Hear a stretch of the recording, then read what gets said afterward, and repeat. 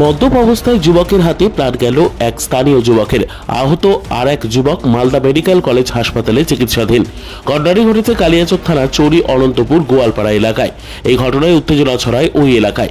পরিস্থিতি সামাল দিতে এলাকায় যায় কালিয়াচক থানার পুলিশ। মৃত যুবকের নাম বিকাশ ঘোষ, বয়স 28 বছর, পেশায় চা বিক্রেতা। অভিযুক্ত যুবকের নাম মনোজ ঘোষ।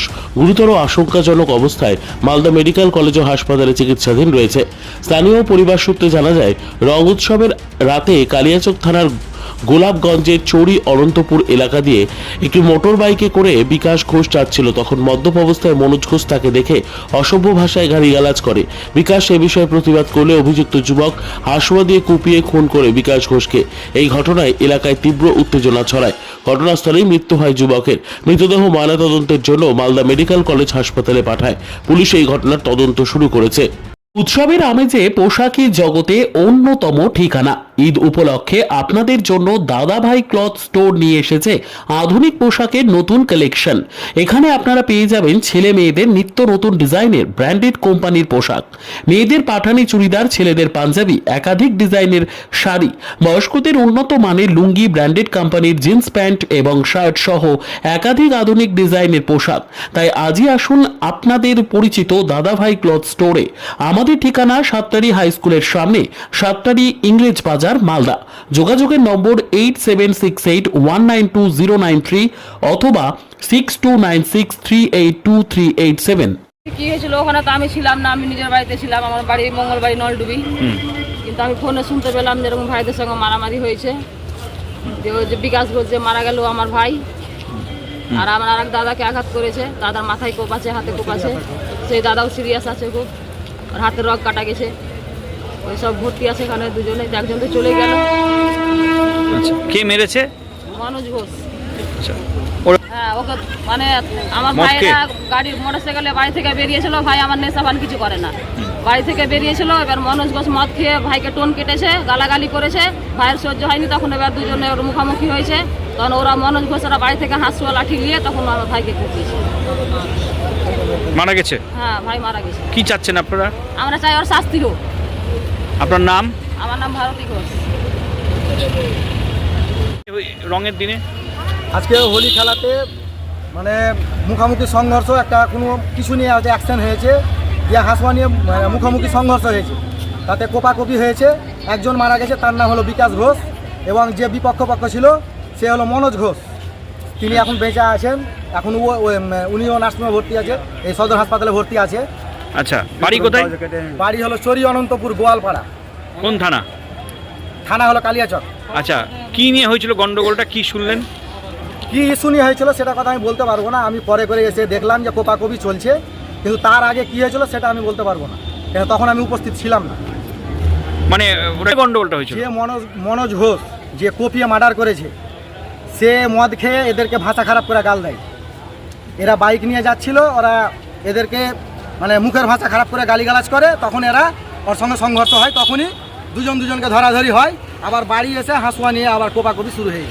যে মারা গেছে তার নাম কি? তার নাম হলো, যে মারা গেছে তার নাম হলো বিকাশ ঘোষ। আর যে মেরেছে? যে মেরেছে ওর নাম হলো মনোজ ঘোষ, একবারে মাতাল।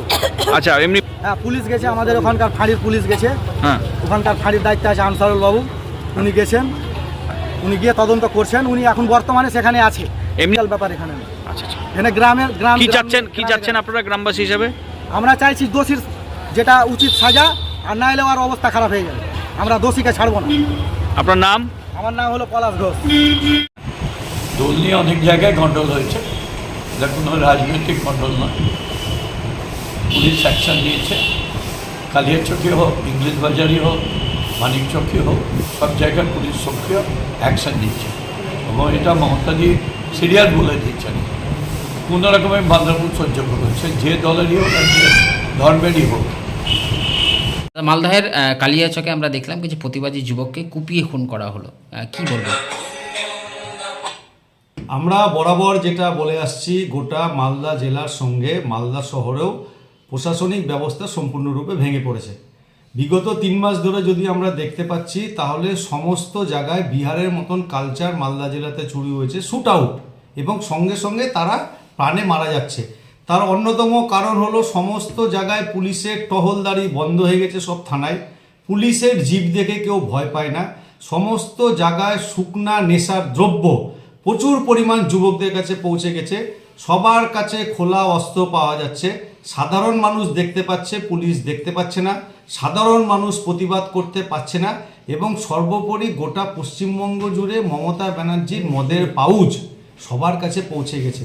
এই তিনটি সম্মিলিত শক্তির জন্য আজকে যুব সমাজ মানুষকে মানুষ মনে করছে না। প্রতিবাদ যারা করছে তার ফলস্বরূপ তারা শুট আউট করছে। তার সম্পূর্ণ ঘটনাটা কালকে কালিয়াচকে হয়েছে। কোনো রাজনৈতিক খুন এটা আমরা বলছি না, কিন্তু কোনো রকম খুনই বা কেন হবে? প্রশাসন কেন সজাগ থাকতে পারবে না? আমরা ভারতীয় জনতা পার্টি প্রশাসনকে বারবার বলছি, দল এবং প্রশাসন নিজের মতন করে চলুক। ভারতীয় জনতা পার্টি প্রশাসনকে 100% সহযোগিতা করবে, কিন্তু প্রশাসন যদি দলের নির্দেশে চলে তাহলে বিগত 3 মাস ধরে মালদা জেলাতে মানুষের মনে যে ভয় সন্ত্রাস সৃষ্টি হয়েছে এইটা কিন্তু পুলিশ ওভারকাম করতে পারবে না। দিন দিন কিন্তু মালদা আরও খারাপ অবস্থার জায়গায় যাবে।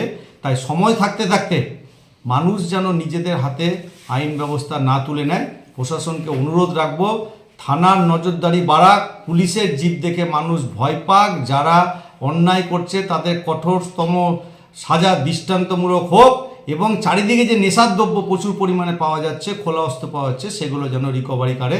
তাহলে মালদা আবার আগের মতো জায়গাতে শান্ত হবে। Bureau report, news for Bengal. This channel does not promote or encourage any illegal activities. All contents provided by this channel is meant for educational purpose only.